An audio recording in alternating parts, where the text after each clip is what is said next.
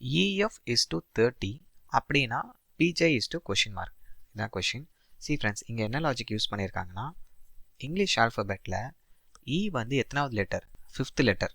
Okay, F வந்து 6வது letter. இப்போ என்ன பண்ணுறாங்க, இந்த 5யும் 6யும் மல்டிபிள் பண்ணுறாங்க 30. இதுதான் ஃப்ரெண்ட்ஸ் இந்த 30. இப்போ நம்ம என்ன பண்ணோம், P இங்கிலீஷ் ஆல்ஃபபெட்டில் P எத்தனாவது லெட்டர்னு பார்க்கணும். இதுக்கு தான் நம்ம என்ன சொல்லியிருக்கோம், ஒரு ட்ரிக், E ஜாட்டிங்கிற ட்ரிக். ஓகே, ஸோ EJOTY இது என்ன ட்ரிக்னா, E வந்து 5th லெட்டர், J வந்து 10, O வந்து 15th லெட்டர் இங்கிலீஷ் ஆல்ஃபபெட்டில், T வந்து 20, Y வந்து 25. இது ஞாபகம் வச்சுக்கோங்க, கொஞ்சம் ஹெல்ப்ஃபுல்லாக இருக்கும். அப்படிங்கிறப்ப O வந்து 15வது லெட்டர்னா ஓக்கு அடுத்த லெட்டர் தானே P.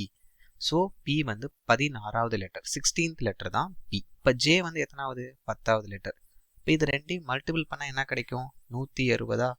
புரியுதா? ஸோ ஆப்ஷனில் இருக்கான்னு பாருங்கள். ஸோ ஆப்ஷன் டியில் இருக்குது. அப்போ 160 தான் கரெக்ட் ஆன்சர்.